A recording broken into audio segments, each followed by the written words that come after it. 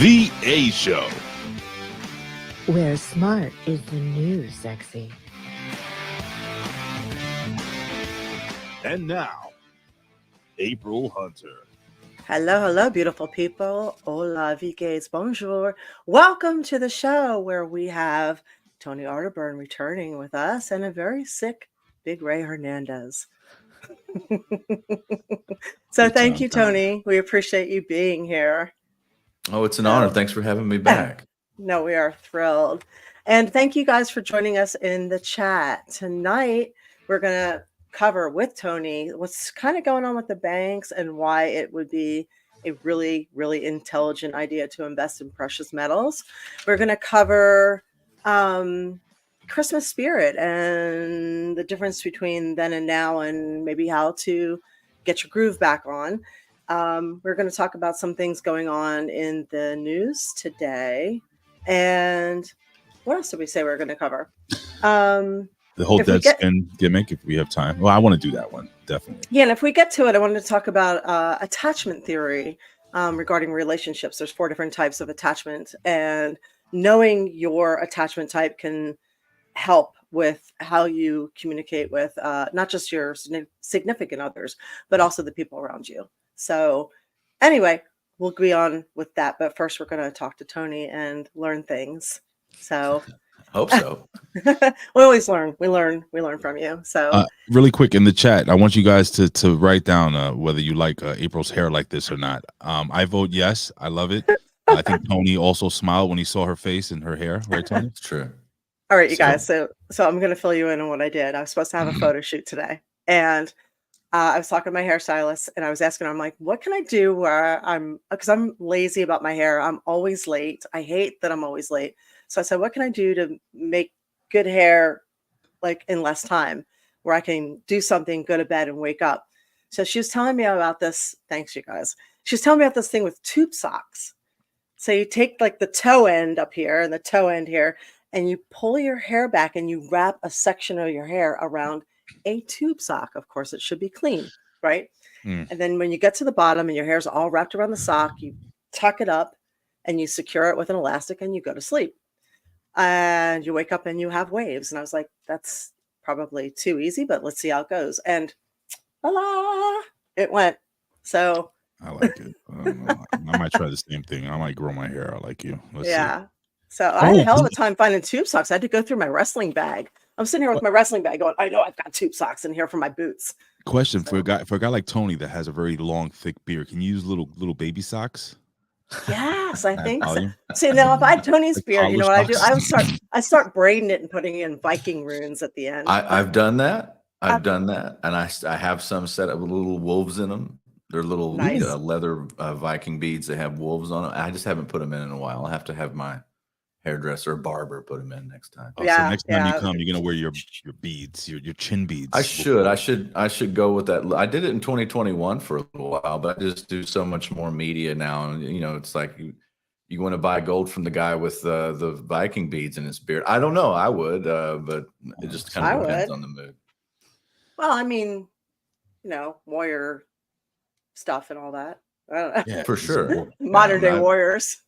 Where'd you get your gold from? Another ship. And it just look at them. We raided it. We raped and pillaged. Oh God. All right, April, take it away, kiddo. Like I said, I'm gonna be a little more quiet, not myself today. I'm like, ugh. All right, does that make sense? All right. Okay. So Tony offered to sponsor and have an affiliate with the show and me. And I thought that was fascinating because I'm learning about precious metals myself, and I'm watching what's happening with the banks and the dollars and the devaluation. So we're talking about inflation, but we're not talking about deflation. So like my grandmom's house, and thanks you guys very much. My grandmom's house was like $30,000 when she bought it. And when we sold it in 2012, without them having done much, it was $250,000. Now, did the house suddenly increase in value, or did the dollar decrease in value? Or the land. Right. It's the same house, the same land. It's like the milk. Does the milk change? The house, it's not like the cost to move the house or the cost to produce the house change. Still the same thing. So it doesn't take, rocket appliances to notice that there's a lot going on. Right. So you're smarter about this than I am. I wouldn't say I was smarter. I just studied this for a long time and grew up with a father who chartered a bank in the late 1980s. He was only about 30 years old, and he built a bank from the ground up and chartered it in Texas back when you had to have each bank had to have its own president, and you couldn't have a national bank in Texas. And then, of course, the FDIC and the FBI and a bunch of other alphabet agencies came in and broke up Texas banking in the late 1980s. If you were around and watched that, it was pretty historic. And so I got a front row seat into how the central banking system works, who benefits, because I use the word bankster a lot, because I'm not talking about your local bank, your local state bank. I'm talking about the mega banking consortiums and combines that run the world, and the people that you don't see who control the money supply and control so much of our reality. And we are not taught this in school. We're not taught about banking. We're not taught about currency and the difference between currency and money. One of my favorite quotes is from Henry Ford. He said, if the people knew about the banking system, if they understood it, there'd be a revolution in the morning. But they don't understand it. And so that's like everything we're reacting. We're being very reactive to the headlines and what's happening because we don't understand money. And most Americans don't. There's all these magic tricks that are thrown out to keep you distracted by what value is. And I'll give you an example. Gold was $35 an ounce from basic when Franklin Roosevelt had the American people turn in their gold coins and their gold bullion in 1933. He made it illegal for you to own gold. The price of gold was $20 an ounce. Now, it had been at $20 an ounce since we founded the country. There was no inflation. Inflation didn't exist in the 19th century. It didn't exist in the first decade of the 20th century. So this was not part of our history. But Franklin Roosevelt had you turn in your gold. They used the Depression and the stock market crash as an excuse to swindle the American people. They raised the price of gold to $35 an ounce once everybody turned it in. Now, it stayed that way until Richard Nixon took us off the gold standard in 1971. So you had these decades of basically no inflation. And we had a gold. You couldn't legally own gold yourself, but because the dollar was pegged to gold, there wasn't on paper at least, there wasn't inflation. Well, we didn't have the gold for these foreign nations anymore. They kept turning their dollars into gold, and we debased our currency by taking the silver out of the coins starting in 1965. And so you look at the 1970s, April, and gold went up 2,000%. But it didn't really, because like at the end of the 1970s, we went off the gold standard in 71. By the time I was born in 79, gold was close to $800 an ounce. So it went up, 2,000%. But it didn't really go up. And that is the magic trick. Gold is the same as it was 100 years ago. It buys pretty much the same amount of land or oil or food or whatever other commodity that it translates into for the most part. And there are some spikes in things like the housing market or land because these are resources that are finite. But for the most part, gold does not go up. What you're watching historically around the world, but starting with King Dollar, is the complete debasement of a fiat currency in real time. Now, I got to see this. What a fiat for people who don't fully understand. So the word fiat, it's Latin.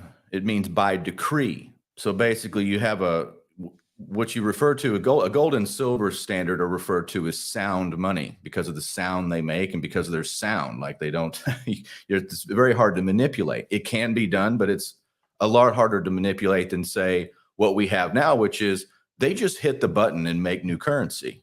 So like if you're on a fixed income or if you're saving dollars, you're already behind the eight ball because they're going to devalue your currency. That's what they do. The rich don't hoard cash. They hoard assets. They use debt. They have a completely different system than you and I. We're taught to chase these green pieces of paper, right? And be a cog in the machine because what we're chasing is continually losing value. So fiat currency is all across the world. That's what you have in these governments, especially since the United States went off the gold standard. So they're free floating in quadrillions in debt. And the game is over for our current system, especially starting with the dollar. That's not going to happen tomorrow, but you can look at the trends of, and I think the key word is de-dollarization. It's where the rest of the world stops using dollars, because gold bugs especially get in trouble for saying, well, this is going to be just like Germany in 1929, where we had the Weimar Republic and wheelbarrows full of cash to buy a loaf of bread. The reason that hasn't happened yet is because of something called money velocity. I don't understand it. I'm not a scientist or an economist. I'm just telling you, this is the reason that we have the dollar still standing, is because people use it. All right. So that's called money velocity. The Germans didn't have that. Outside of the borders of Germany, this wasn't used a lot. But in the United States, we have a central bank, the Federal Reserve, that is the reserve currency status of the world is American dollars.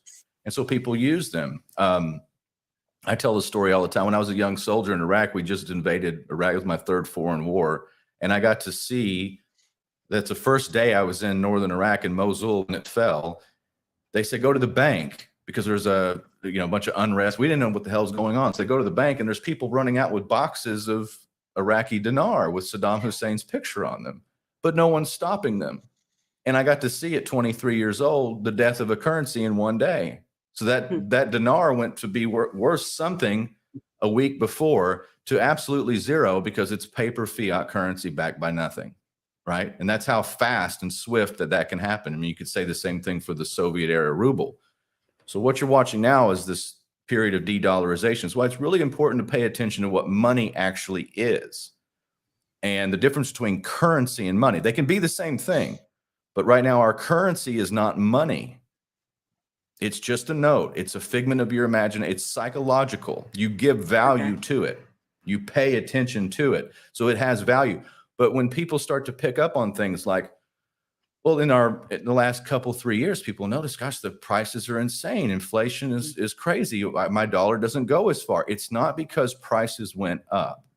It's because they debase the currency by printing. And by the way, I use the word printing, but it's just a metaphor, because there isn't enough paper.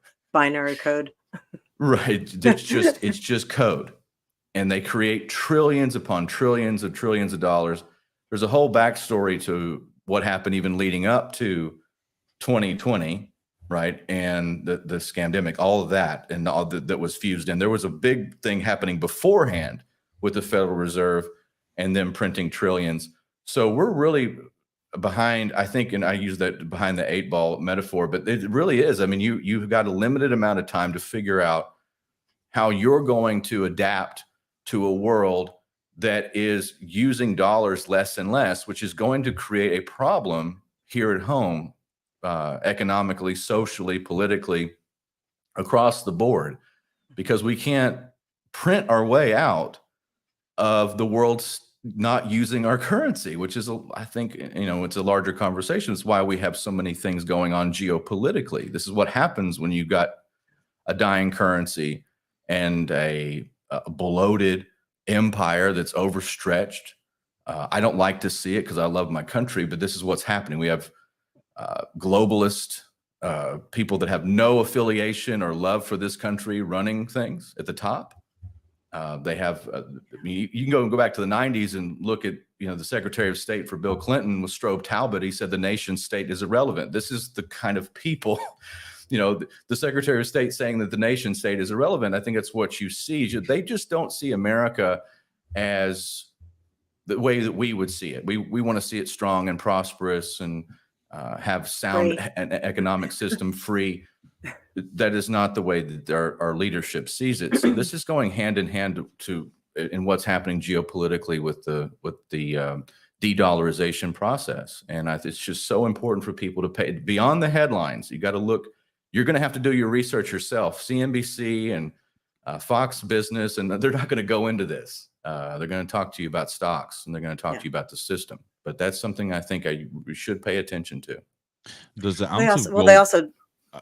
One quick question: does an ounce of gold So the value of an ounce of gold here in the United States is the exact same as it would be in China or Afghanistan or anything like that? Or For the most how's that part, work? you have a global, what's called a spot price. You have a global recognized price for gold generally around the world.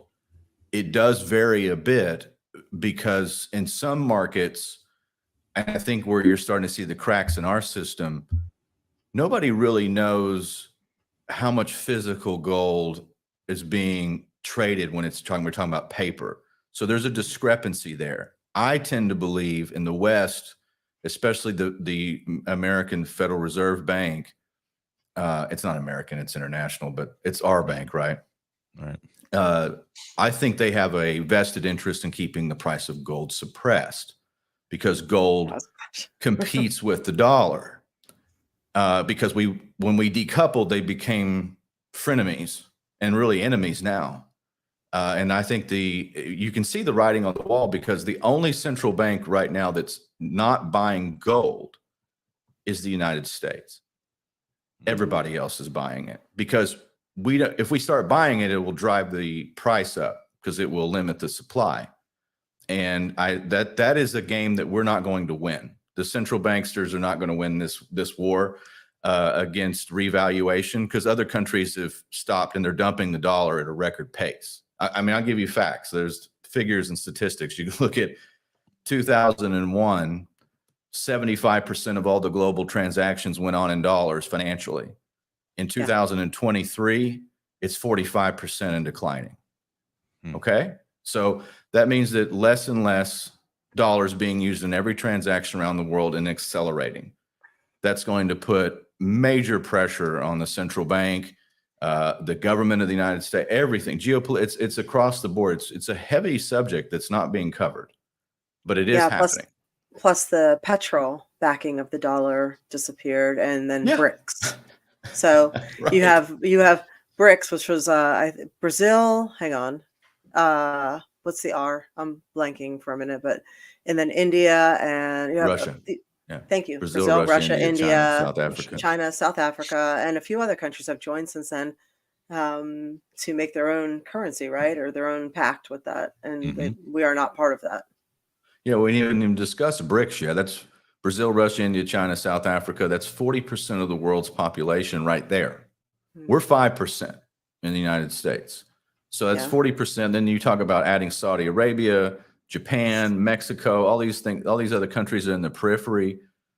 We've got 40 different sanctions on 36 different countries.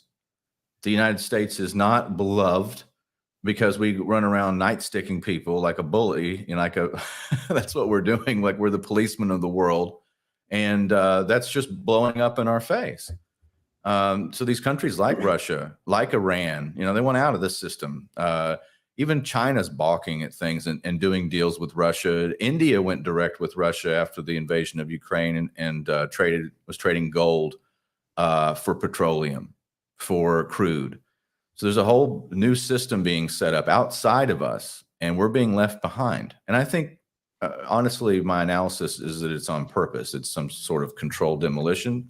You're never going to see that anywhere on the mainstream, but that's what I think. I mean, it's so stupid. It's on purpose. But we're caught in the middle of it.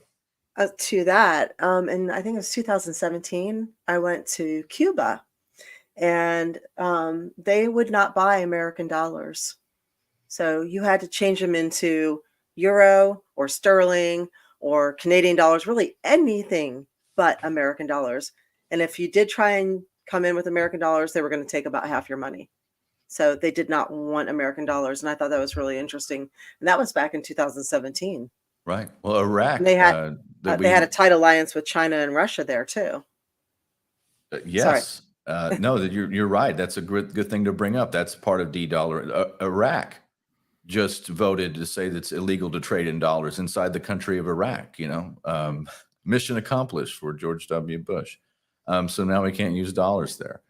So this is an accelerating trend, and gold, I think, more and more being recognized as it's not an investment, folks. I mean, you can use it that way. I don't give investment advice. I talk about history and talk about money. I know what money is. So if you're trading, if you're buying gold with US dollars, you're trading fake fiat currency for actual money. That's what you're doing. That's the trade you're making, and or gold or silver. So what is your advice? Well, okay, two questions. So basically, this is a friend of mine asked this, and I think you just covered it, but just to reiterate in really plain language, he asked if you feel there's an effort to keep gold at a lower cost by the government. Yes. So, which I think you basically covered. And what is your solution to protect yourself for people who don't want to fall into, basically, who don't want to be victimized? Mm-hmm. Well, the main thing here, I think, is to have gold or silver, some sort of asset that doesn't have a counterparty risk. See, the reason gold and silver would be important if you have some sort of plans for saving is because they can also be used as money, their currency. So it's not just an investment. It's not like you hold a stock, which is really still has counterparty risk. You want to have something that doesn't rely on someone else for its value. And gold and silver have always had a value above zero. They always will be. Gold and silver, is Robert Kiyosaki, author Rich Dad Poor Dad, he said that gold and silver are God's money. And I think that's true because they're finite. They come from the earth and they'll be here long after we're gone. So one of the things you can do is get physical gold and silver and do your research, know who you're buying it from. And again, there's so many ways that you can educate yourself on this. There's some great books out there that you can read on how to safely buy gold. I'm working on one right now. I've just been so busy the last couple of years. And I want to talk about the Great Reset and what's going on with the financial elite. I think one of the ways that you don't get left behind, if you watch what the central banks are doing, April, this is really important. Don't watch what they say, watch what they do. Mm-hmm. So the richest people in the world, the entities, and I'm not saying they're better than you, they just have the generational wealth. It's not on the books. It's massive. They buy gold. And the reason they do is because there's going to be a revaluation of all the currencies on earth, not just the dollar, but there's going to be new currencies, new systems. It's a revaluation going on right now. And this is just historically how it usually plays out. At the end of in the decline of an empire like the United States. Unfortunately, we're overstretched. We're bankrupt. We have a 130% debt to GDP ratio. The game over for the way that we have seen things work. It doesn't mean that the United States is over. It's just our role in the world is going to change. And this is going to have dramatic impacts on our markets, our currency, everything else. And one of the smart things you can do, in my opinion, is to educate yourself on what precious metals have been historically, because the elite do that and they're buying it at a record clip. They're buying gold. The Chinese, and I've been studying this. There's an article that was out a couple of weeks ago. The Chinese may have twice as much gold as the United States because they bought a lot of gold at the beginning of the 21st century off the books. Gold doesn't leave China, by the way. They don't export it. They have 60,000 gold mines. And they don't export their gold. So there's something going on here if you're really paying attention. And, there's the old saying that there's the golden rule. He who has the gold makes the rules. Mm-hmm. I don't necessarily agree with that karmically, but that is how history usually works. So I deal in precious metals. I deal in what's real. And I don't say, well, silver is going to be $5,000 an ounce soon. I mean, I don't do any of that because to me, it's irrelevant. If gold is $15,000 an ounce someday, like Jim Rickards, former CIA analyst and author, he's somebody that you could go read. I don't know Jim, but I follow his work. He says gold's going to be $15,000. I'm not making that prediction, but so what if it is?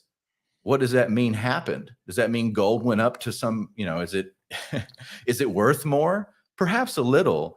But built into that number is the loss of purchasing power of your current system, the current dollar. That's the way you got to start looking at things.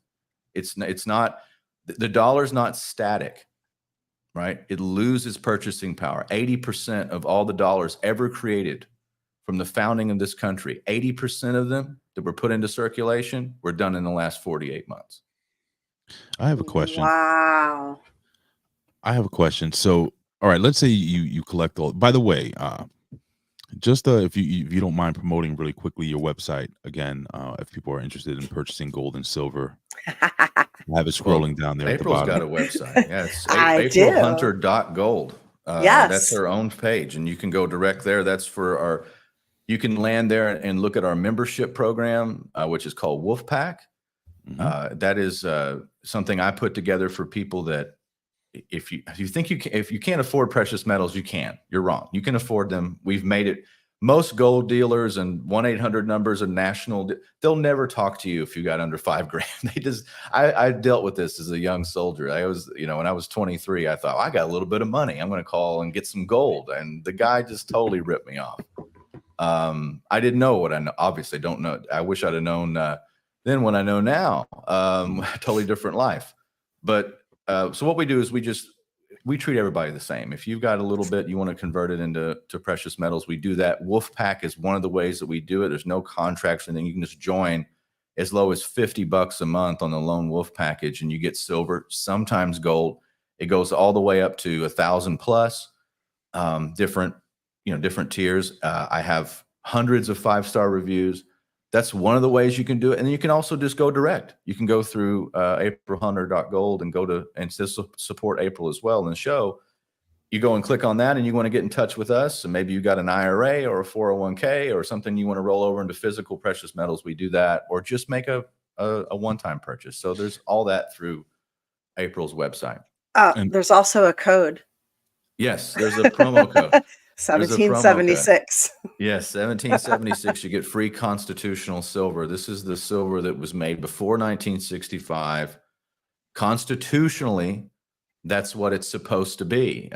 In the Constitution, only Congress can coin money, and it has to be gold and silver specie. That's something that we've abandoned since we have a Federal Reserve. That's not federal and not a reserve. It is a internationalist central bank that controls our money supply, and being outside of that system is the most American thing you can do. A quick follow-up question. I'm going to ask a question that, let's say, somebody who has no idea about gold and silver. Maybe people have this question in their heads right now. So, all right, Wade. I'm Wade.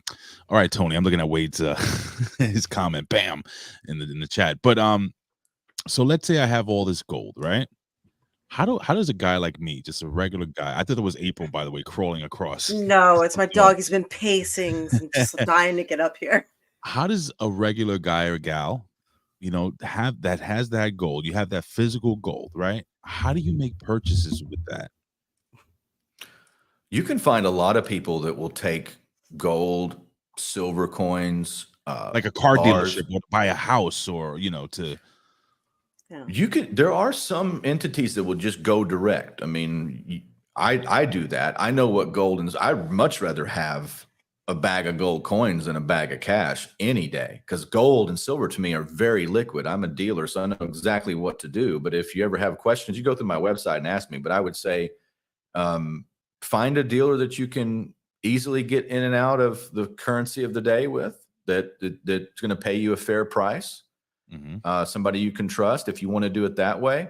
And then also look to people that are just go peer to peer. I mean, I trade in Bitcoin a lot. I love Bitcoin too. I trade in Bitcoin a lot. That's the coolest thing in the world. Like I just do deals with people that I know that I want to buy something from them. I send them a BTC transaction, or I meet them and I give them a roll of 1 ounce silver eagles. I know exactly what they trade for. I pay a lot of my debts in gold and silver when I have investors or people that I've dealt with over the years. So to me, as a dealer, I'm much more comfortable dealing in metals than I am in cash. The bank doesn't want my cash. I can promise you that. The bank doesn't want me to take cash out. Right. I hear that all the time. But what I'm asking is, like, let's say I want to go.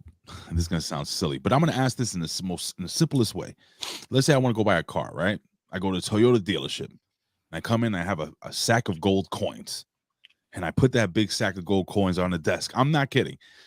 Like, do they take you serious? Do they look at you like, are you what? Like, how do you go about utilizing that physical coinage to make large purchases? I don't know if you've ever been asked this question. Oh, sure. I get Okay. people all the time. They're ready to go buy a house. They come see me and say, I need to turn this into a cashier's check. And I say, well, this is what I'm going to receipt your gold, and I'm going to send you a wire. And that's why I said, know your dealer. Just turn it back into fiat currency. I see. I Get a good dealer. I mean, we deal nationwide. You buy gold from me, silver from me, send it back to me. I'll wire you same day. But meanwhile, while it's been there, it has not devalued like the dollar has. Got it.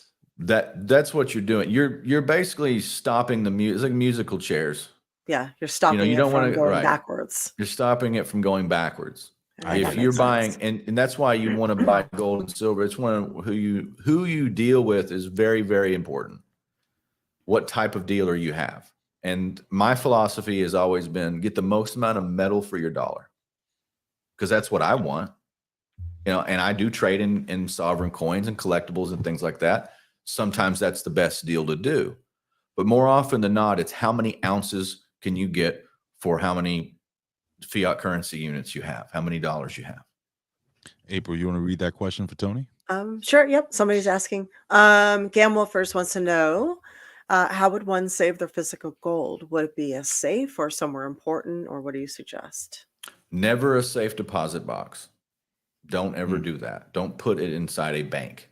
That is usually a bad idea. Accounts get closed. There's government interference. There's all kinds of reasons you don't want to put something in a safe deposit box. But there are private storage facilities for gold. A lot of times when customers have a significant purchase, if they ever want me to hold on to it, I do that for a certain amount of time just to keep it safe for them, especially there's, single ladies and, people that live alone and just don't want to put it in a safe. But a good fireproof gun safe is always there's never ever a foolproof way to store anything in this life or in this world, but you can take precautions. It's good to have a fireproof safe, something that's a little heavy if you're going to have it inside your home. But I would say the more that you have, the more that you need to really look into a private storage facility. I promise you, the richest people in the world don't keep it at their house. Oh, I have a great question. I think Wait, you should hide it in books. War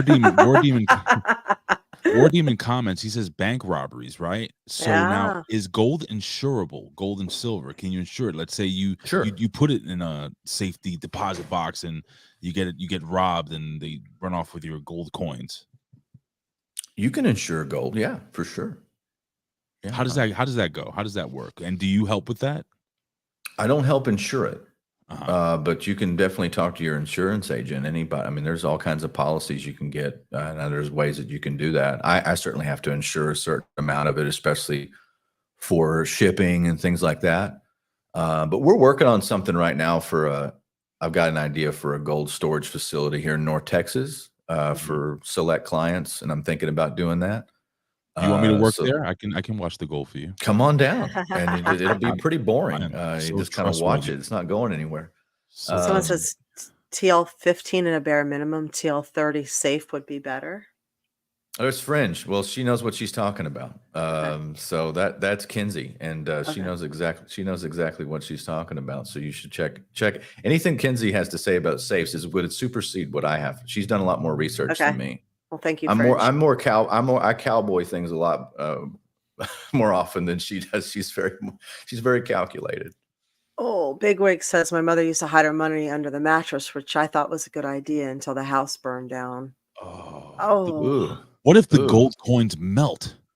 You definitely don't want that to happen because that does have. I've had people bring me like bags full of melted jewelry and say, hey, we had a house fire. Is there anything? I'm like, yeah, we can process this. Once I verified that it actually was a house fire and them not just stealing jewelry and trying to melt it, I can send it to the refiner and we can get an assay report on it. But that's why fireproof safes are very important.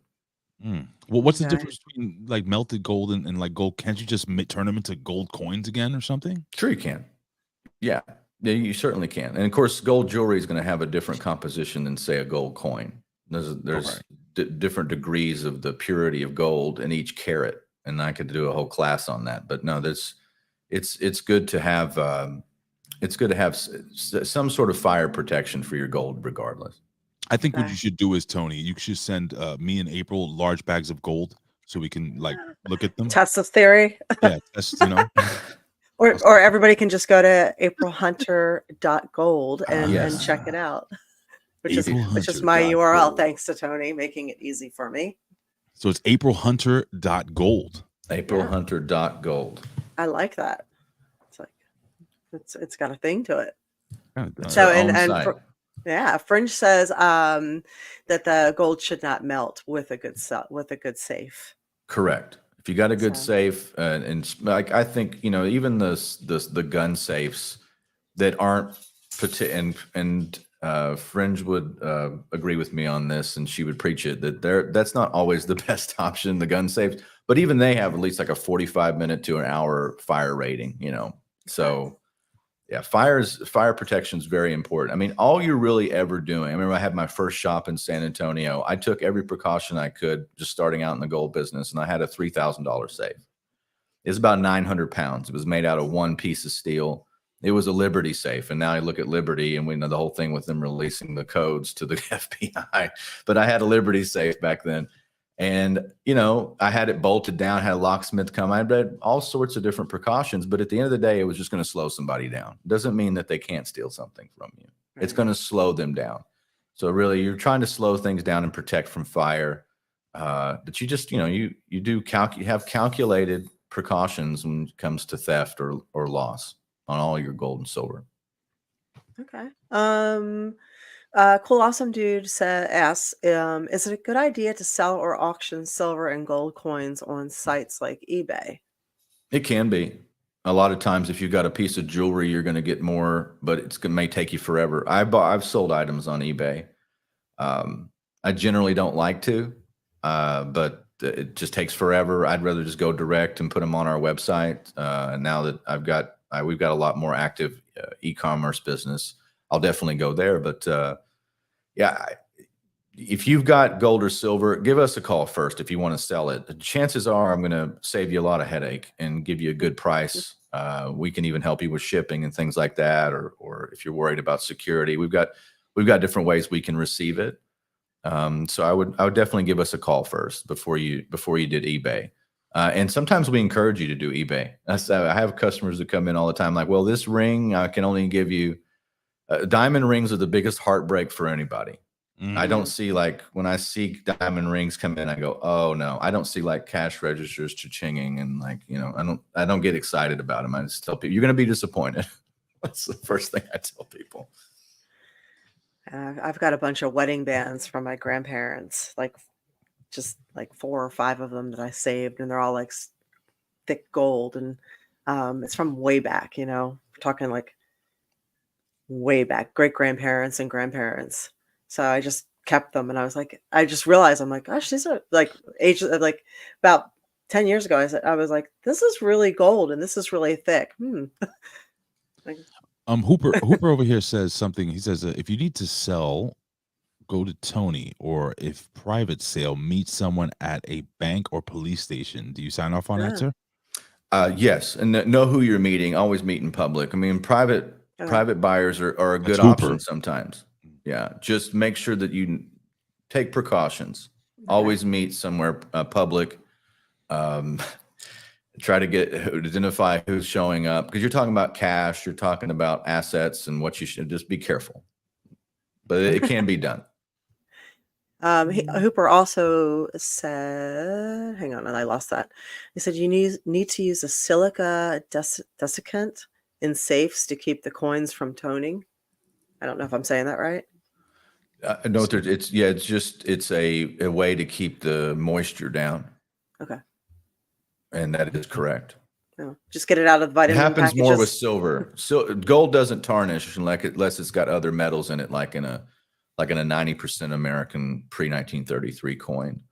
It has, there's copper in that because of it hardens it. Pure gold is very malleable. That's why jewelry has, it's not pure gold. It has other hardening metals like copper and zinc. It's soft. It breaks easy. Gold is All right. very soft. It can be pliable. It's a very interesting metal. Interesting.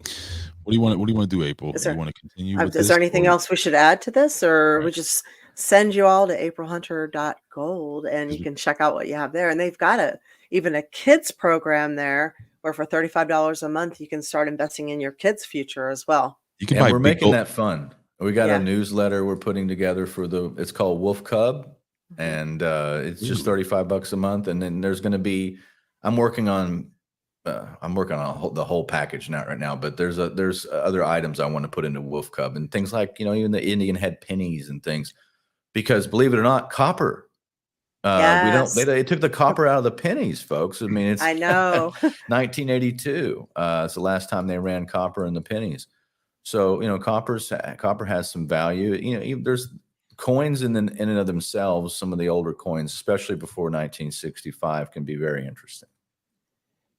Bigwig says, "My kid is 30. Screw him." Fuck them kids.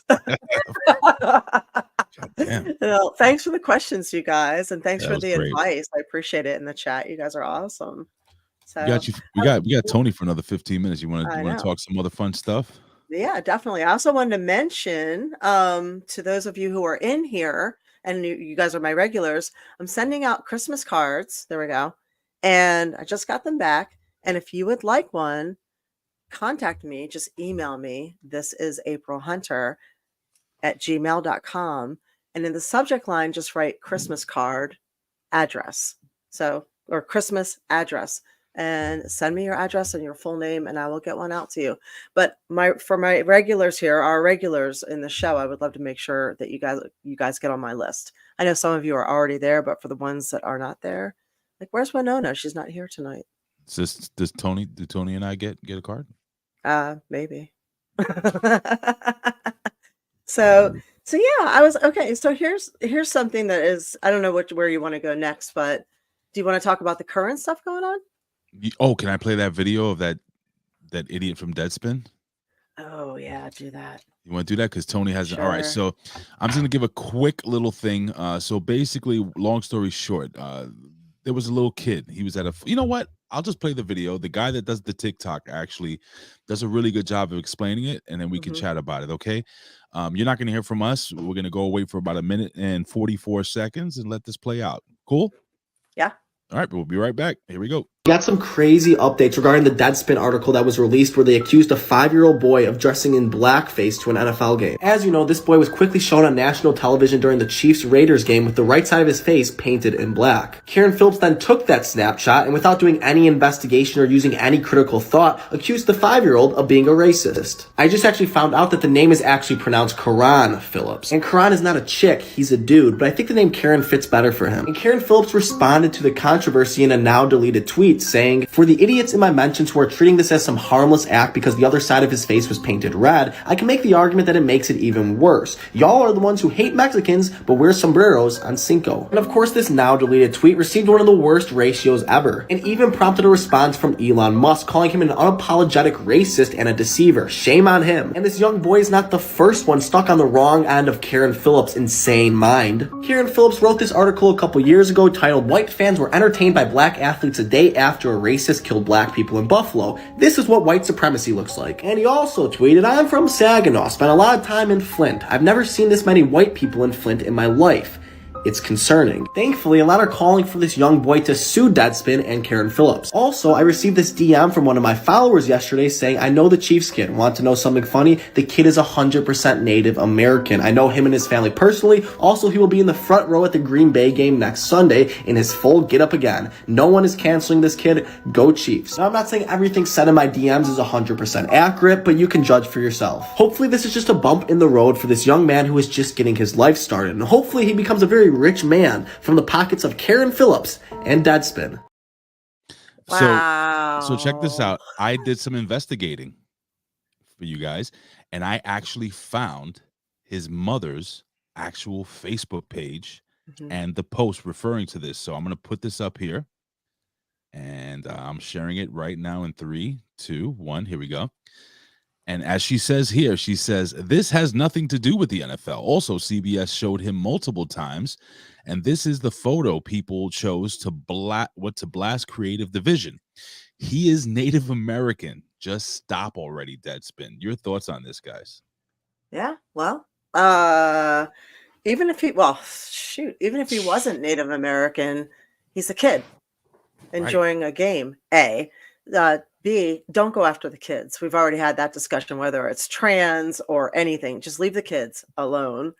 And most Native Americans that I have met, known, whatever, are really happy with representation. And many of them think that we are trying to erase their culture from America by removing their symbolism. So I don't know. I gotta hear, Tony. What do you think of this whole story? That Deadspin is not a small company; they're nationwide conglomerate, I guess you would say, or news, if that's what you call it, gimmick. What do you think of this whole story, Tony? News. It's just a representation of the mass psychosis in this culture. It's been injected. Yes. By the way, it's artificial.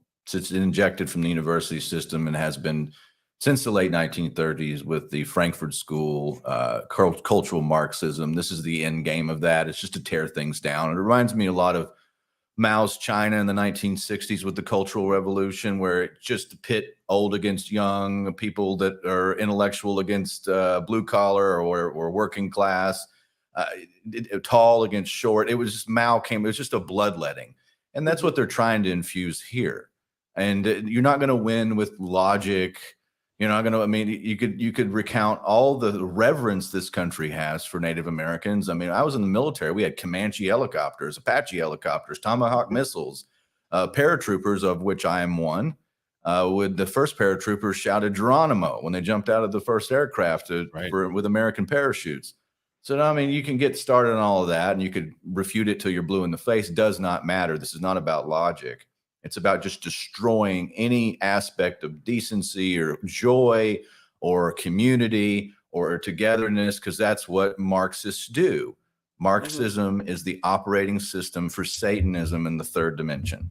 That's all it is. And it's just going at, you go after the kids because that's their favorite thing. I love going after children. Oh, they love them. Pizza. They love exploiting kids and tearing their dreams down. I mean, was the kid trying to be Al Jolson? Was he really doing? I mean, it smacks you in the face every day. We wake up and see the headlines. I know too much. I feel like the guy on the Matrix. He's like, I don't want to remember anything. It's like I just know so much, and it's great for what I do because I like to talk to people about, my take. We all have our take. No one has. There's only one truth, right? I think we would all agree. There's only one real, actual truth of anything. None of us have the full picture. We all have our pieces of the picture. We're doing our best, but it is a crazy world. It's only getting. I find that there is some peace of mind that I have with all of this, and that is when we do lose the world's reserve currency status of the dollar. A lot of these problems that are manufactured by these people that have nothing else to do, they're going to be looking for work and food. And maybe a lot of these problems that you've got your soft, cushy university job, or you're working for some multinational corporation with ESG, with your that's tied to the Federal Reserve.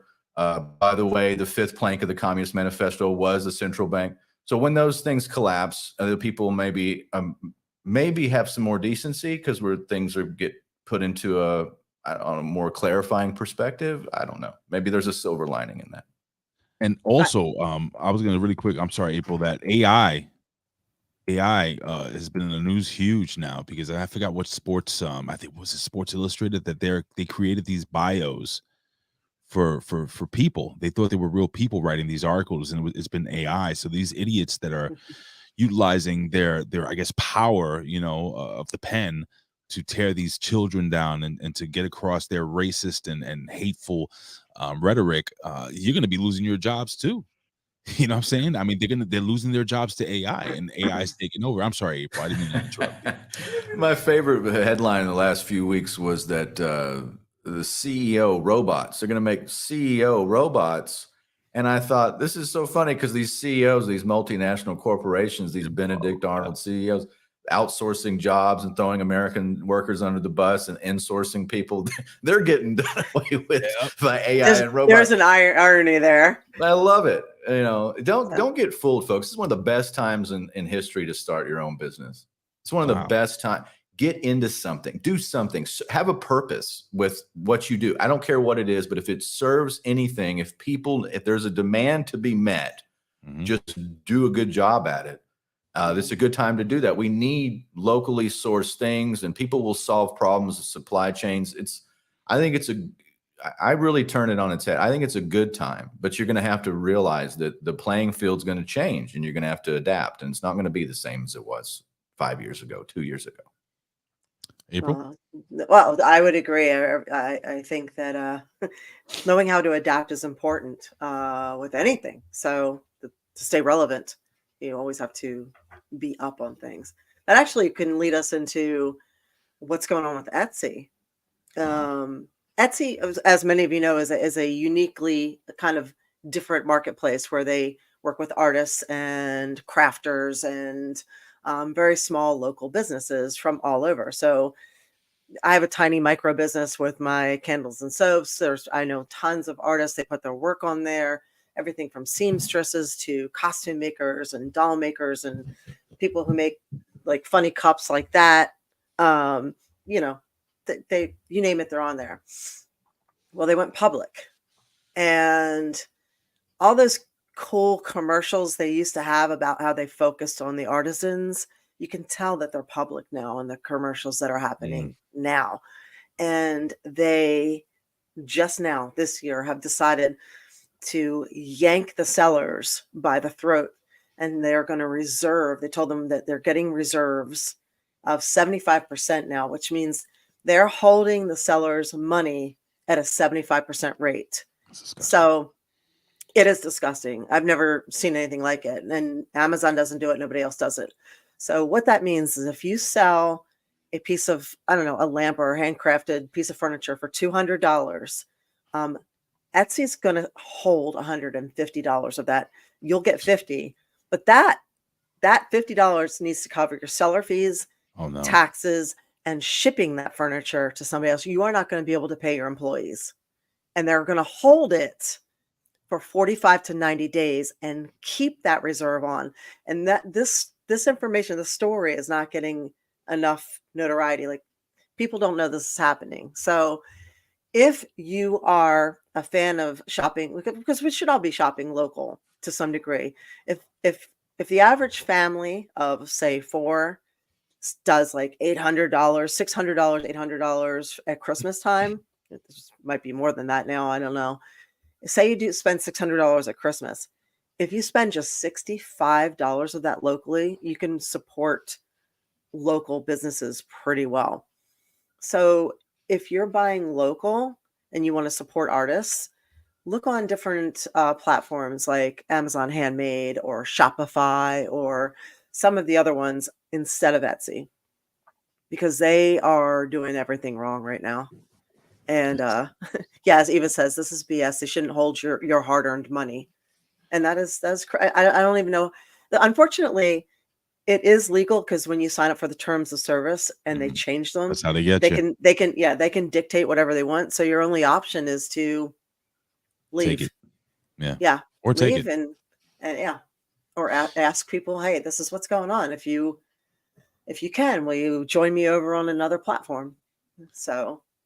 So really quickly, Tony, we got you for 4 minutes. Okay. And I'm trying to get you out of here on the hour on the dot. It's okay if we go a little over. I'm not reaching for the doorknob. Because I have something that I have to ask Tony. But Tony, before I ask you this question, do you have any thoughts on April's whole Etsy conundrum? Yeah, I've dealt with stuff like this. eBay's done this. With certain items, you run these multinational corporations, and a lot of these companies start out with great intent and they get bought up. I don't know who owns Etsy now. I imagine any kind of good idea usually gets bought up by one of the big multinationals, are usually owned by 1 or 2 holding companies. I mean, it's not a lot of diversity and decentralization in the business world, unfortunately. And that's how they're debanking people and punishing people for their political or spiritual views now, by unbanking them. So I would say, pay attention to those terms of service and have other options. There are other platforms. But first and foremost, if you're a young entrepreneur or an old entrepreneur, doesn't matter. If you're a small entrepreneur, let me put it that way, have your own website. It can be like I have people smarter than me working for me, because I look at it and I don't know what to do. I know that it needs to be done, and so I get smarter people like Kenzie's in the chat. She helps me with my website. You definitely want to have a platform that is yours. And look at that payment processor. So diversify, especially if it's your way you make a living. Guard yourself against being put in this kind of position, because it does happen. Yeah, All right, so that makes total sense. Here's the deal. Now, Tony's a very powerful man. We're gonna switch gears here. We're gonna switch gears here, man. Tony, you're a powerful, strong man, and I think it's safe to say that you're about 40 years old, right? About I'll 40? be 44 in less than a month. Freaking baby. All right, so You're a child. so young. But you're 44. So Yes, have you ever discussed I don't know this. Have you ever discussed strength training and your nutrition and stuff? And there's a reason I'm going to ask you this. But have you ever talked about building strength, like physical strength and stuff like that? Oh, of course. I don't do on my podcast or radio shows. We get into that sometimes. I cover so much of the politics and finance and other things. But no, I was a world champion powerlifter. I competed for I was represented the United States, and I've been training since I was a little kid. I own a gym in Hollister, Missouri. It's a 24-hour gym. It's called Maxfield Athletics and Training, named it after my training partner from high school, who was a Marine, and he died of cancer at 22. God bless. So I honor him I named my gym after him. He was the greatest athlete I've ever seen to this day. He's a real badass. And so I grew up learning about strength training. I'm a lifetime drug-free natural athlete. I just won the Texas State powerlifting championship back in April. Nice. Did you? Congratulations. Yeah, I competed as a master. I just I hadn't been in a competition, and gosh, it'd been about 11 years since I'd done a meet. But I just went for fun, and we didn't have a lot of. I just lifted a car for fun. It was fun, I mean, I had some decent lifts for an old man, but I train every day, and I'm working on right now. I've got a lot of strategy. I want to get to where I can compete again. You get beat up. I used to jump out of planes and get paid for it. I did three tours of duty, did 3 foreign wars. So I'm a little beat up sometimes, and my job is what I do for a living. It can be kind of what did Matthew McConaughey say on The Wolf of Wall Street? It's all above the shoulders. It's acidic or whatever he said. It feels like that a lot of times. So the gym is a refuge to me. So there's a reason why I'm asking you, because I want to actually have you back, but not to talk that stuff. I want to talk about strength training. I want to talk about that side of you that maybe not a lot of people have ever heard before. And it's kind of a selfish reason. I'll explain to you why. So every week I give April an update. On December, when was it? On September 18th, 2023, I went on a health journey, and I was 341 pounds, actually 340 pounds, 0.6. I'm a really big guy, so I don't carry my weight the way normal people do. So now 10 weeks in, I am down to 306.5, which is 34.1 pounds down, and I'm not doing no crash diets, no crazy things. I'm doing basically what I'm like a calorie deficit. So I burn about 2,500. I eat 2,000 calories a day. I have what I want to eat, but I don't eat nasty. I don't eat sugar. I don't eat like a lot of cake and all that stuff, but that's what I'm doing. And it's been working incredible. Now I'm 47 years old. Next year I'll be 48. And this is what not now. We're not going to talk about this now. Maybe we can touch on it really quickly before you sign off. He also has to. I guess he's got a pec flex too. Right, you got a pec flex. But before we leave, we'll explain that. But with that being said, I've had some friends that are wrestlers and stuff, and they were telling me, maybe you should get into strength training. You know, as you get a little older, it's always Hmm. good to kind of, you know, get into strength training and build your power. Because, you know, just like, remember Rocky, how when, you know, he got a little older and he had to fight Clubber Lang, and they were like, you know, we're gonna build your strength or whatever. No, it wasn't strength. It was that was when he fought Drago. They wanted to turn him into a wrecking machine, you know. So I want to be that wrecking machine. I can't lift the way I did. I can't run the way I used to when I used to box and when I used to wrestle when I was a kid. I can't do that now. So I was wondering if maybe if we have you back when you have some time, and I'm gonna bother you about this, to discuss strength training for somebody over the age of 40 going into 50. How do you feel about that? Anytime. I mean, I've just done this my whole life. It's kind of it's my side, you know, I don't That's why I want broadcast you about on. it, but love to talk about it. I can talk about strength training for days, man. Well, It's fun. It has a storied past.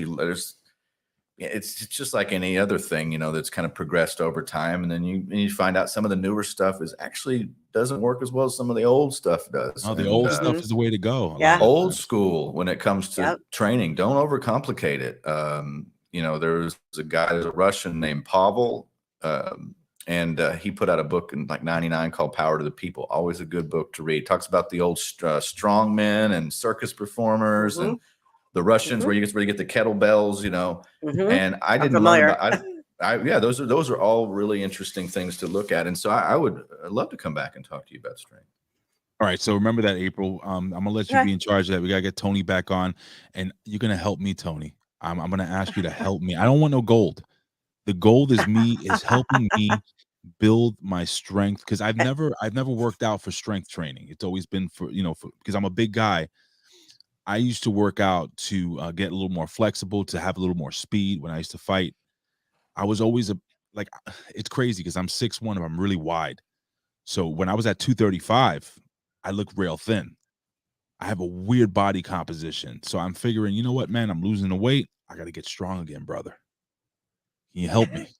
And you know what else Absolutely. too? I'm going to tell you that everybody needs to work on their balance. That's something that's very underrated. We don't talk about it. I'm doing yoga too on the slide. Balance is a big thing. Like like overwhelming majority of elderly people get messed up from a fall. They break something, and it ends tragically for them. They have to go under surgery. They have problems with the anesthesia, and they never recover.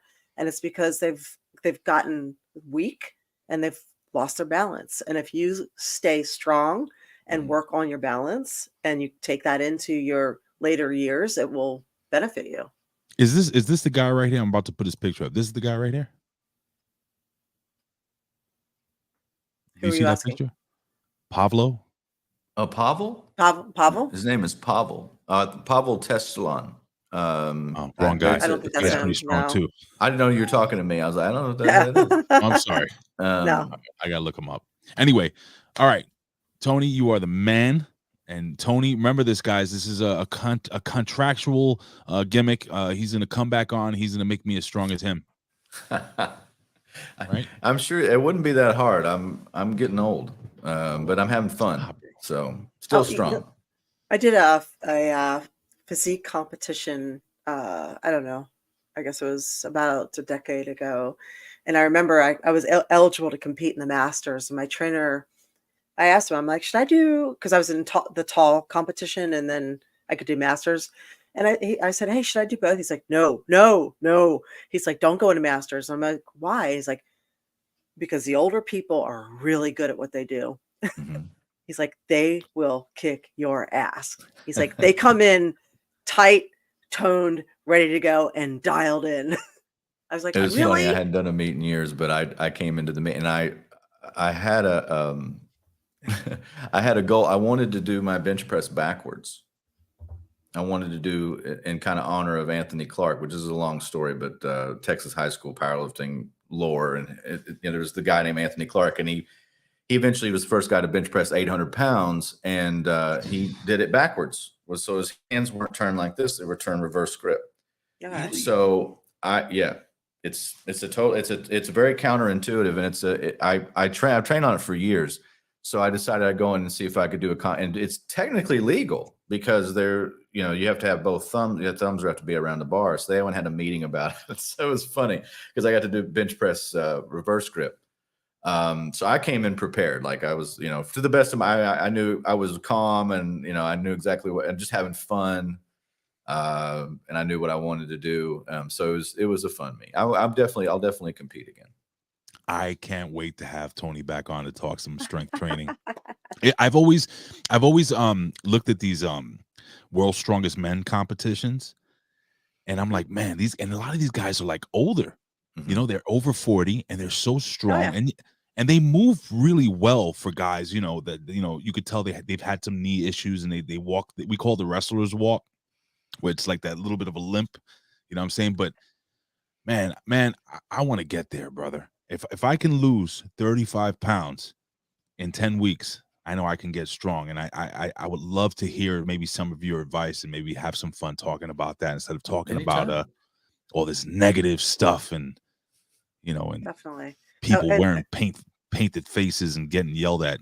Let me interject real quick. I see in the chat, no, my dog's not dying. No. No. It was a flashback picture to 1 year ago where I called him my Shar-Pei. It was a Shar-Pei pit bull. So no, my current pets are all healthy. Thank you very much. So I appreciate the thoughts, you guys. Very, very much. All right, Tony, let's sign you off, my friend. Put over whatever you would like to your website, where they can find you. Again, I have everything that's been scrolling here at the bottom. Thank you again for coming on. I got some energy today, even though I feel like shit. Thank you so much, Tony. Please, before you leave.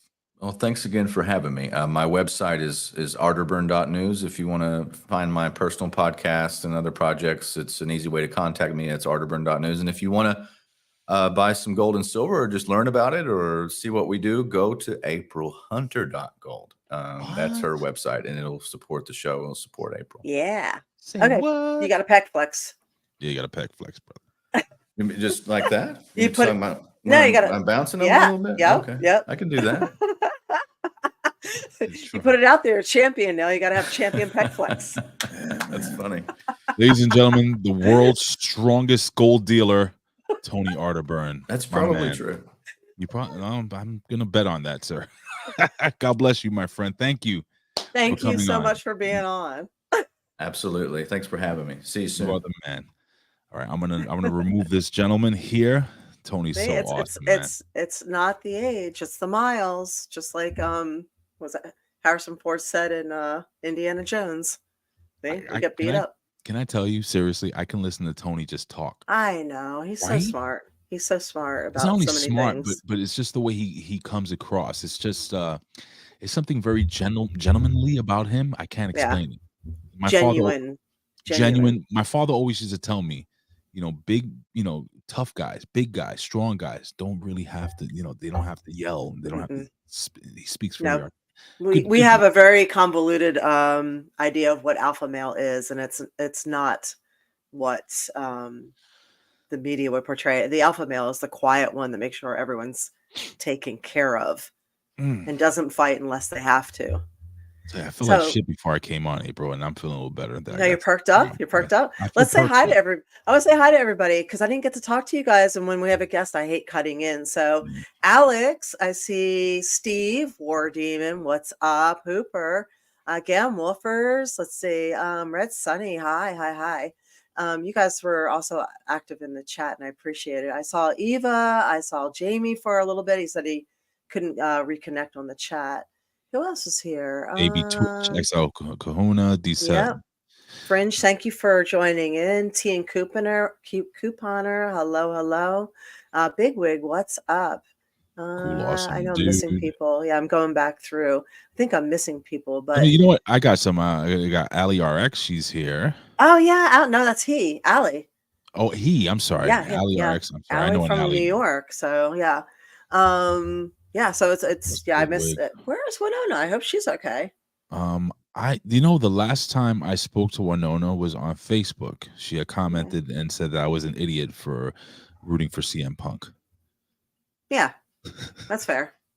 And thank you. I appreciate the hair comments. So I had it brightened, and I tried that. This was my my tube sock curling experiment. I So don't know I'm glad I it was don't know what it popular. is. It seems like you have twice as much volume to your Yep, that's hair. from the thing, and I part it in the middle instead of the side, so I did Is something that what different. it is? It Yeah. looks good. Like you look Thank really you. nice. You look really, really nice. Thank you, thank you. All right, you said what's up to War Demon? He's here. Yeah, I did. What's up, Chris? Hooper.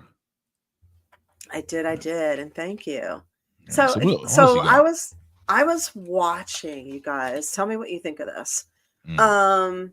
Yes, Gamwolfers. He said he said, and you got fake alpha male spreading the wrong word. Well, that's why I brought it up, because being loud and obnoxious and all of this is not an alpha male.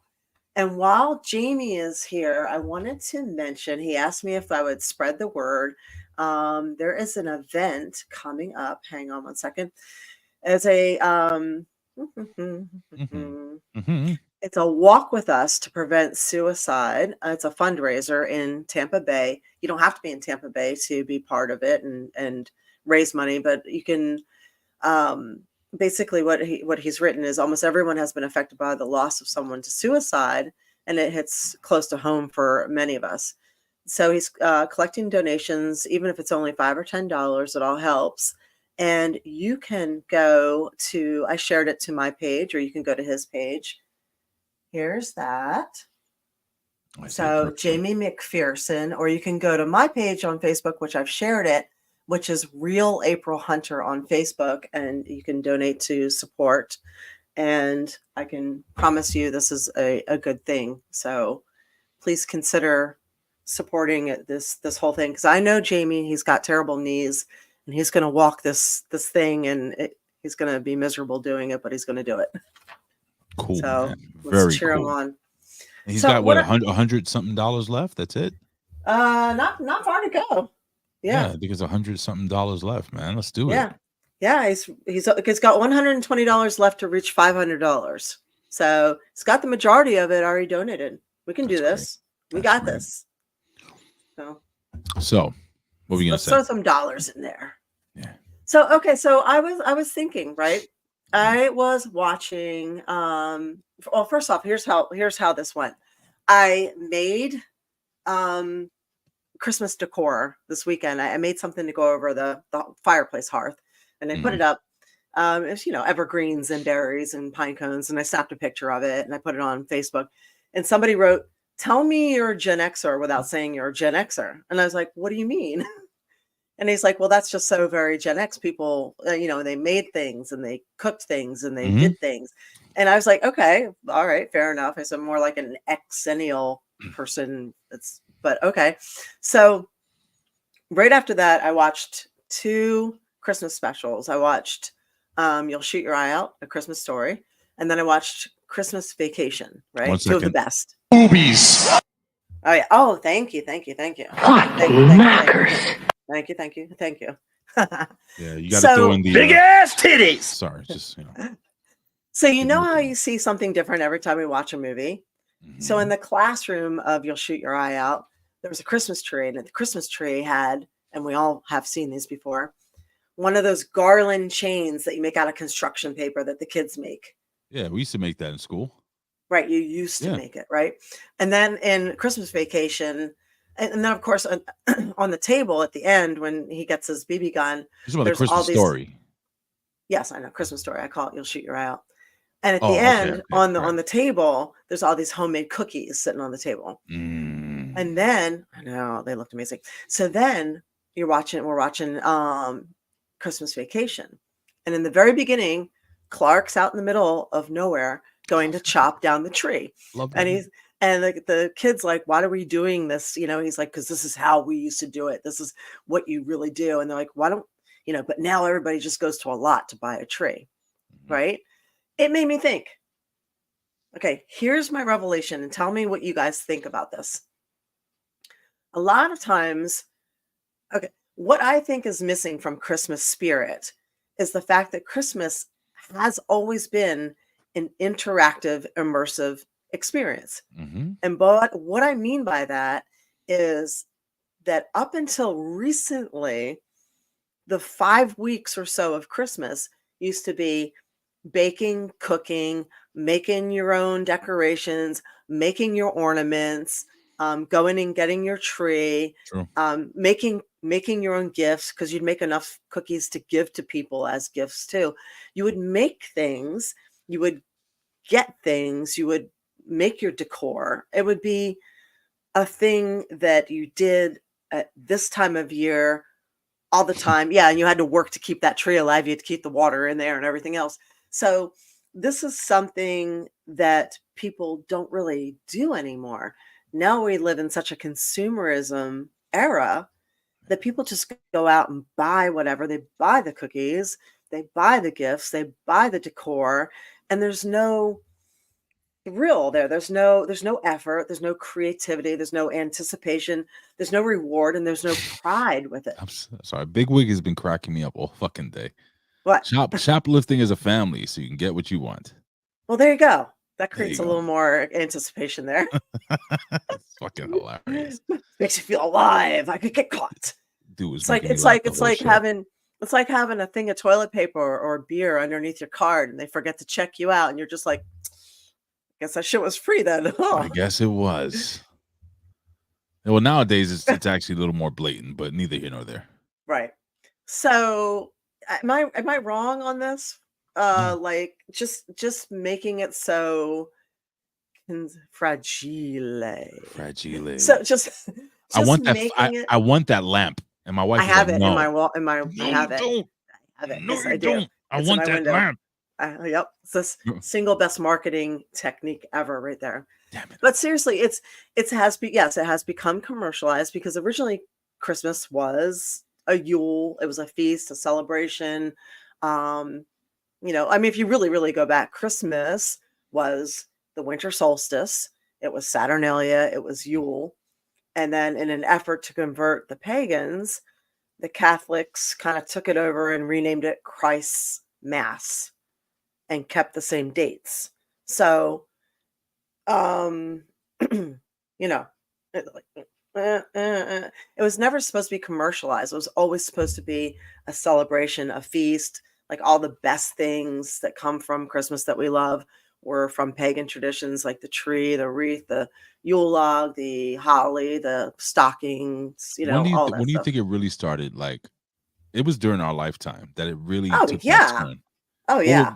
Would you consider 90s? I was gonna say the 90s, because Mhm.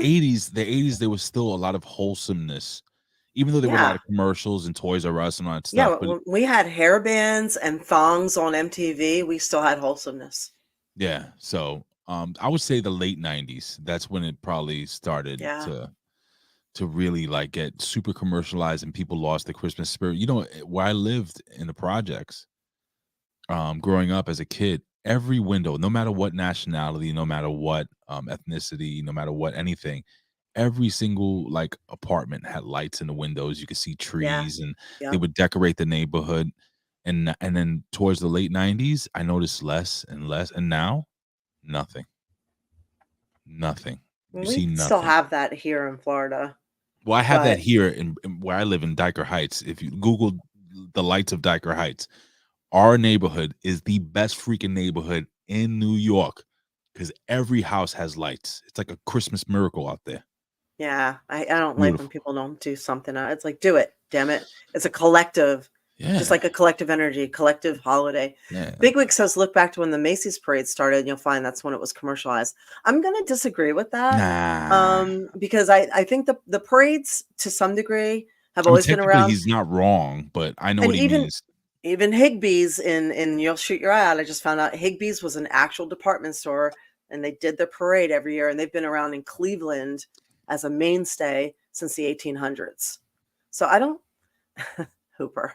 So stupid. So I don't think it's the parades necessarily, because what Miracle on 34th Street parade. Right. Of course, they were atheists, but hey, right? The mom said there was no Santa Claus, which, hey, kids, there's definitely Santa Claus. Oh, this is absolutely Santa Claus does exist. Yes. But, The M&Ms at Red Sunny M&Ms says, prove who it. drinks hot chocolate on Christmas? Well, I try to. I like hot chocolate a lot. You Do you make can too. You just make it. Do you make your hot chocolate with water or milk? You have to make it with water if it's done properly. Did I say milk? Water. Did I say water? I'm drinking water. Sorry, I meant milk. Oh, thank God. I was like, yo, I know you're No, I'm sorry. Latina. I'm drinking water. I was had to switch gears. Whole milk too. Has to be whole milk. Thank yeah, you. okay. Sorry. Gee, you scared me there. My tragic mistake. That is a horrible mistake. No, but I think that's what's missing. I think a lot of the a lot of people are just looking at this holiday as like, oh, I just want to get through it, instead of actually taking it day by day and really enjoying it and making things and being involved in it and having fun with it. Yeah, I miss it, man. I miss going from house to house. That's another thing. People don't want to go anywhere anymore. The neighborhoods. I remember as a kid, we used to go from one friend's house to another friend's house to the church to another friend's house. Like Christmas was an event. That day, you weren't in one place at one time. Of course, in the morning you're opening gifts, but as the day goes on, you're bouncing around and people are coming over. And now there was a comedian. Did you ever see? I don't know which comedy it was. What's that guy that the Italian guy that he's very like Maniscalco? Something Maniscalco. He talked about how back in the 80s when somebody knocked on the door at 8 o'clock, your mother would be like, "Oh my God, we have guests. Somebody get the cookies." Oh, there's always the cake in the freezer, right? Get the cake You you were never allowed to touch that cake. Right. I think it was an Entenmann's. It was an Entenmann's. Right. Yeah. But now, Us too. when somebody There's always a coffee cake in the freezer, and you would die if you touched it. But now, when somebody knocks on your door at 8 o'clock, they're like, "Shh, turn off the lights. Who's there? Who the fuck is that? The cops." It's such a different time, and it is. And it's changed. It was everybody's always got that video cameras too. Crazy, who's at the door. It was like caller ID. We don't pick up the phone and go hello. It's like, hey, it's like, yo, you know who's on the other line. The guessing is not there anymore. I used to call the Catholic Church and say I was Satan when I was a kid. Now I couldn't do that with caller ID. No, you can't. I was an asshole. I was like, hey, it's Satan. Bigwig says he actually celebrated on Christmas Eve because his mom was a nurse and she'd work Christmas Day. Us too. Yeah. Matter of fact, sometimes my parents would wake us up at midnight on Christmas Eve. Sure. And I love Christmas Eve is a bigger deal to me than Christmas Day. Actually, that is the day for me is Christmas Eve. You know what? You're right, because actually I'm wrong. Not Christmas Day. It was Christmas Eve that we were bouncing around, going from house to house, eating and doing all that crazy shit, having people come over. And then Christmas morning, I would wake my father up and my mother at like 5, as soon as there was like a glimmer of sunlight. Yeah. 5:15 in the morning. Yep. Oh, shit, man. I miss it, man. What was your favorite? Smart parents started doing it the night before so they could sleep in. Was there a favorite gift or toy that you were looking forward to the most? Like if you could rank number one, like the number one toy, even if it was as a kid, that you remember actually getting. What was it? Oh yeah. I had a Christmas Story Christmas one year. My brother and I did. It was just like that. It was you'll shoot your eye out year. And my parents did that stuff too, where they hid the gift that we wanted. So apparently my parents, I'm going to show my age right here. My parents literally fought tooth and clawed their way to get me a Cabbage Patch Kid. You had one? What color was the hair? Red? I not only do I have had one, I have one. I still have it? Prove it. Where is she? Is she nearby? You want to see it? Yes. No, it was just in my closet. Please go get it. You really want me to get it? Yes, get it. I'll talk. It was going to take 2 minutes. All right, so right there. Okay. while she's away, I'm going to tell you guys, the gift that I wanted more than anything, and I already had, I had a choice. I could have had the Sega Master System, which a lot of people don't know of, but if you were born outside of the United States, it was a big deal, or the Nintendo. So I got a Sega Master System, but I really wanted the Nintendo. I think it was like 88. I think I got mine, or 87. Man, when my parents hid that shit in the wrong place because I saw the box in the chat. Was I the only person that used to like know where their parents? Oh my God, there it is. There it is. Look at that. Look at that. She's got a little butthole and everything. How fucking cool is that? I wanted a redheaded one. Is that really? That's the one you had as a kid? Yeah, this is the one. So does she still have the smell? You know the smell I'm talking about? I think that was the ones after this. This one just sounds like she always has. Wow, look at it. Move it a little closer to the camera. I want to see. I Wow, just got I put my mom's lay on there. We had a life she's party in for her good before she died. shape. I know. Holy shit! I was telling the chat right now that you know how your parents used to hide your gifts in a house, and I would find it, and I found the Nintendo that I want because I wanted the Nintendo big time, and I would just stare at the box. I knew I couldn't open it until Christmas, but I knew what it Yeah. was. And Oh no, I don't man. have the adoption papers with Xavier's signature on there. Oh my god. I can't tell you how long I've had this, so it gives Let my me age see her away. again just one more time. That is so cool. So that's Yeah, this is one of the originals, the year that it came out. I'm gonna say 1985. Oh, I don't know what year it was. 80, 84, It's 85. something 80s, yeah. Because you were how old were you? Do you remember? Fuck you. What? Oh, god damn it. Oh my lord, yo. That's Let's so just say I'm a cool. little older than you, right? You're not older than me. I'm older than you. Nope. I think so. We'll talk off I air. I think I'm older okay. than you, April. No, you're not older than I am. Whatever. But yeah, man. See, AB Twitch got the NES. Yeah. AB Twitch, let me see, Sega Master System. See, I had the Sega Master System as well. That shit was dope. But you know, I guess I think my number one of all time was and you're gonna know about this, April, because you're a wrestler. The LJN wrestling figures, the big rubber ones with the big ring, the wrestling ring that he had Hulk Hogan, the Iron Sheik, Andre the Giant, Nikolai Volkov, the Iron Sheik, Andre the Giant, and Oh, so Andre could slam Hulk Hogan whenever, well, and vice versa? They were friends at that time. It Okay. was the early 80s. And man, oh man, I remember just when I opened that shit, I sat down and I had epic matches from the morning I opened it up well into the night. And just man, imagination, man. I just had so much fun with those dolls. Action figures, goddamn it, action figures, pal. Yes.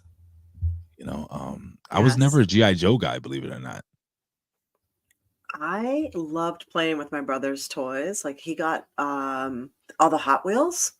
Mhm. And then we also had a lot of Star Wars stuff. So we had like the garbage compactor, the trash compactor, where it would compact Han Solo. And Mhm. we had a lot of X-Wing fighters, Oh, I had Star and Wars shit. yeah, we had the Millennium Falcon, and we had the People Villages too. But we had a lot that was something different. But yeah, we had all the Star Wars stuff and really cool Hot Wheels tracks. You know, like flip them around and I go. wasn't a Hot Wheels kid, believe it or not. I just like to make them flip. Damn, man. Yo, there was such good toys Stretch back in the day. Armstrong, try and break that. Oh, you know what, April? A close number 2. And anyone that was born in the 80s. I was born 1976. So 1986, I was 10 years old. So we're talking about like 1985-ish or 1980. Anyway, 80, maybe even 84. Remember Voltron? Yeah, vaguely. Yo, I can't like, man, I wish I could pull my father out of his grave and just kiss him and under like the fact that he was for what he did, he was the only person working. The fact that he was able to get me a fucking Voltron. He wasn't Wow. rich. And it was during the time that Voltron was hot. Yeah.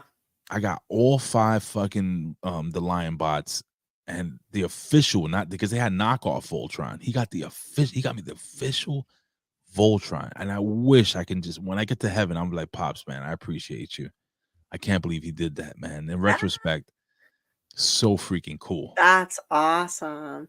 God And damn, pal. Alex, no, I never had Transformers, but my brother was a huge fan. So of course he I liked love them too. Bumblebee, but yeah, he loved his Transformers. And I was more of like I love the Oof. Bionic Woman, Bionic Man, Bionic Dog. They were the shit.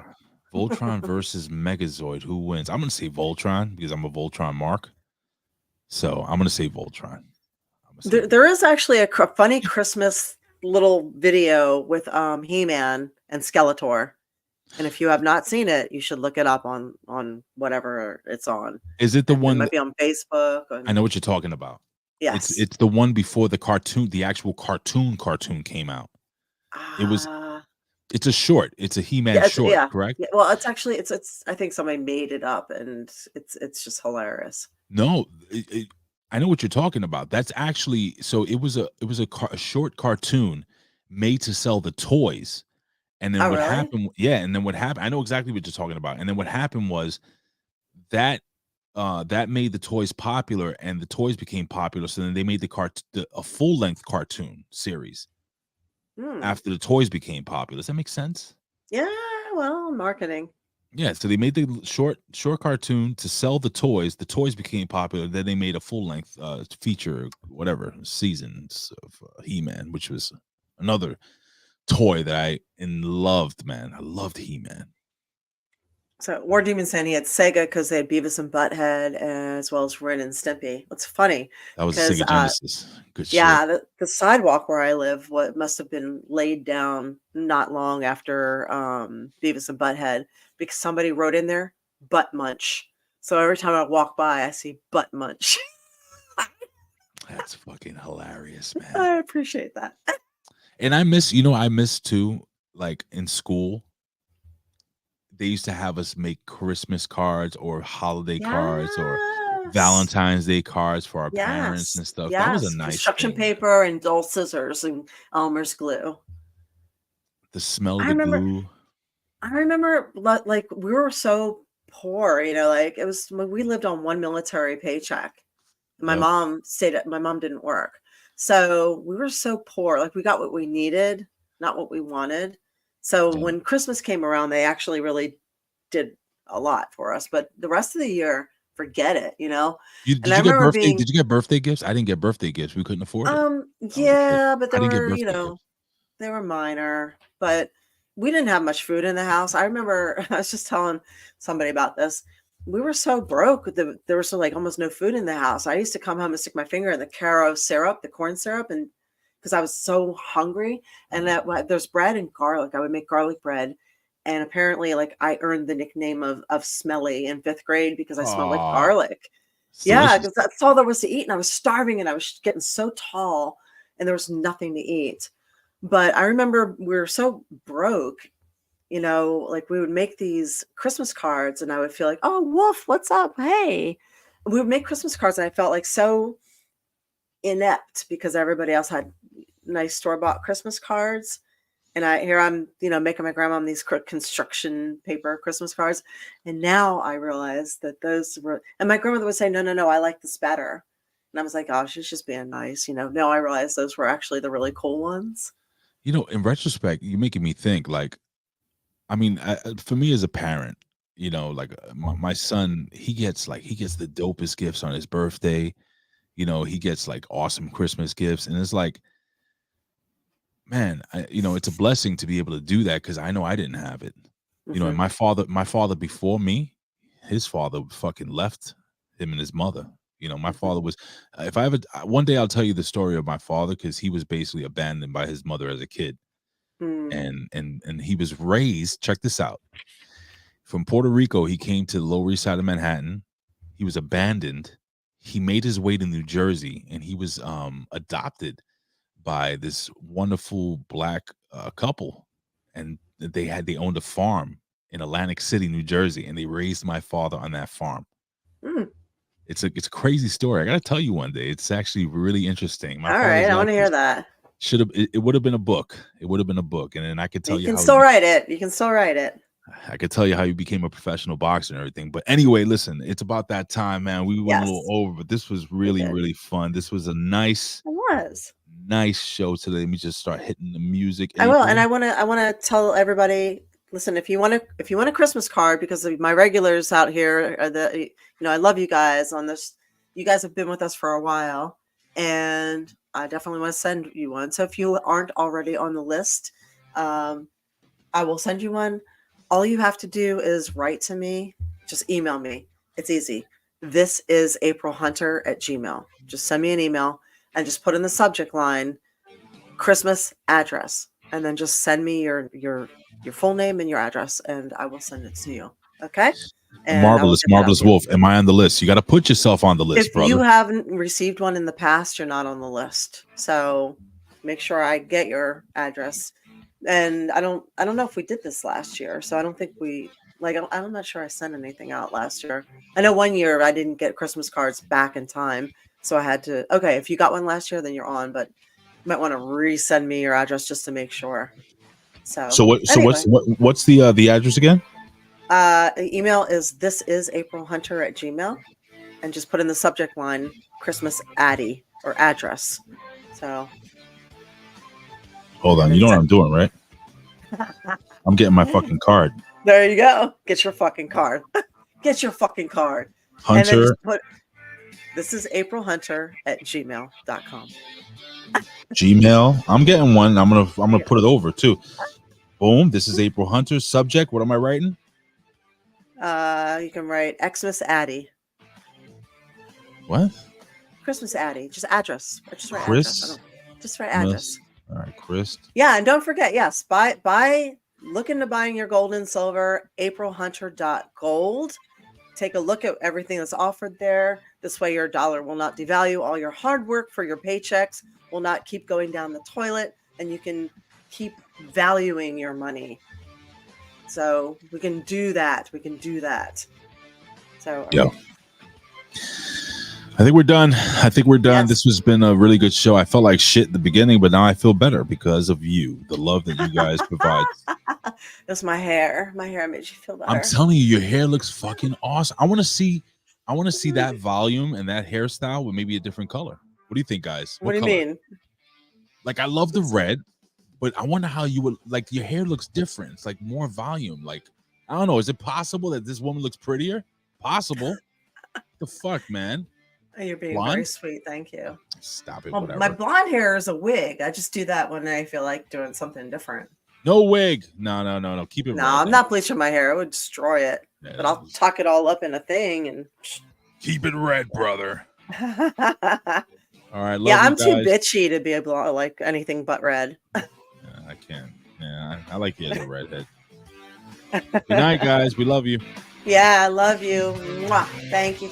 No, not April Hunter at Gmail. It's this is aprilhunter@gmail.com. So this is April Hunter. Make sure you have a this is in front of aprilhunter@gmail.com. Gmail. Yeah, there's a funny story behind that actually. Oh, let's keep playing. What's up? Talk to me. You want to hear it? Yeah. Fuck okay. It. Let's stay on so for a little bit. There's actually a girl at aprilhunter.com who lives in Australia who is now a friend of mine because so much of my mail kept going to her, including my mother's emails. So finally she contacted me. She looked me up on Facebook. It turns out she's a redhead and she does fitness stuff also, just in Australia. And we started talking. We have similar views on things and she's totally cool. So every once in a while on Facebook, you'll see April Hunter comments on April Hunter stuff. That's her. So, but that's how we ended up meeting each other, is through having a similar email address. And because I couldn't get aprilhunter@gmail.com, I got this is aprilhunter@gmail.com. You gotta be kidding me. No, isn't that weird? Did you know when you look up Big Ray, the big boss man always comes out because his real name is Ray Trailer. Oh, really? I swear to God. Yeah. You have to do Big Ray Hernandez. And I'm Googleable, believe it or not. Googleable. All right, we'll do this again. Okay. This is April Hunter. I'm going to put this up here at gmail.com. All right, let's play the music loud again. Here we go. Yes. We're out of here. We love you. God bless you. Be safe. Mwah. Feel better, Ray. I already do. Good.